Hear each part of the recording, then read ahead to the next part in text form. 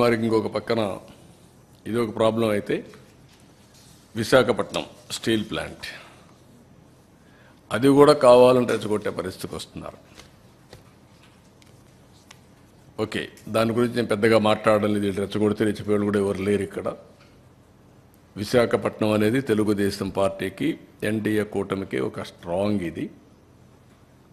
ఆ ప్రాజెక్టు కూడా ఆ స్టేజ్కి రావడానికి వీళ్ళు కారణం. ఎప్పుడు కూడా ప్రాజెక్టు మీద శ్రద్ధ పెట్టిన దాఖలాలు లేవు. ఇంత మునుపు కూడా నేనే కాపాడాను ఆ ప్రాజెక్ట్ని.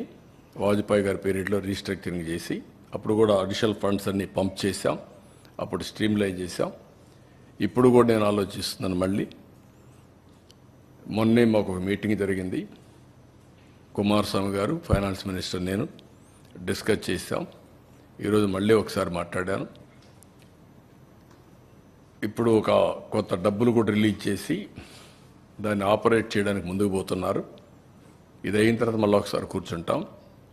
ఎంప్లాయీస్ కూడా ఒకటే చెప్తున్నా, అక్కడ ట్రేడ్ యూనియన్ లీడర్స్ కూడా ఒకటే చెప్తున్నా, మనం ప్రాపర్ మేనేజ్మెంట్ పెట్టుకోకుండా ప్రాజెక్ట్ని రివైవ్ చేయకుండా కష్టపడేదైనా ఉంటే technical problems, logistic problems, administrative problems ఉంటే అవన్నీ సార్ట్అవుట్ చేసుకొని బెస్ట్ మేనేజ్మెంట్ పెట్టుకొని శాశ్వతంగా దాని లాభాల బాట పట్టించాల్సిన బాధ్యత ఉంది. ప్రైవేట్ స్టీల్ ప్లాంట్స్ అన్నీ బాగుండి one of the best steel plant ఆ పరిస్థితి రావడానికి కారణం అక్కడుండే మేనేజ్మెంట్ ఆలోచించుకోవాలి, అక్కడుండే స్టాఫ్ ఆలోచించుకోవాలి, అందరం ఆలోచించుకోవాలి. నేను కూడా దాని మీద శ్రద్ధ పెడతా. విషయం కూడా అక్కడుండే పెద్దలు ఎవరైతే మాట్లాడుతున్నారో అలాంటి వాళ్ళందరూ గుర్తుపెట్టుకోవాలి. దాన్ని స్ట్రీమ్ లైన్ చేస్తాం. టోటల్గా స్ట్రీమ్ లైన్ చేసి ఎట్టి పరిస్థితుల్లో ప్రైవేటైజ్ చేయకుండా మనం కాపాడుకోవడానికి సర్వ విధాల ప్రయత్నం చేస్తాం.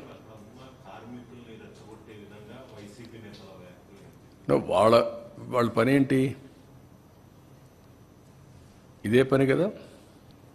ఎక్కడ చూసినా శవాల్ని మంటేసి చలిగాల్చుకుంటారు. అది వాళ్ళ నేచర్. అది ఆ పార్టీ నేచరే. అది 5 ఏళ్ళు ఎప్పుడన్నా మాట్లాడారా? ప్రైవేటైజ్ చేయడానికి పోతే కూడా ఒకసారైనా మాట్లాడారా? నేను ఆ రోజు పిలిచాను కదా, రావయ్య ఢిల్లీ పోదాం, నీకు తోడుగా నేనుంటా, పోదామంటే స్పందించారా? అలాంటి వాళ్ళు మాట్లాడడం ఏంటి? బుద్ధి జ్ఞానం ఉండాలి కదా వీళ్ళకు. అంటే ఏమి చెప్పినా నమ్మేస్తారు ప్రజలు అనుకుంటున్నారు వీళ్ళు. ఆ రోజులు అయిపోయినాయి. వ్యక్తిత్వం, విశ్వసనీయత లేని వ్యక్తులు ఏం చెప్పినా నమ్మరు. మొన్నటి వరకు మీరు మభ్యపెట్టారు.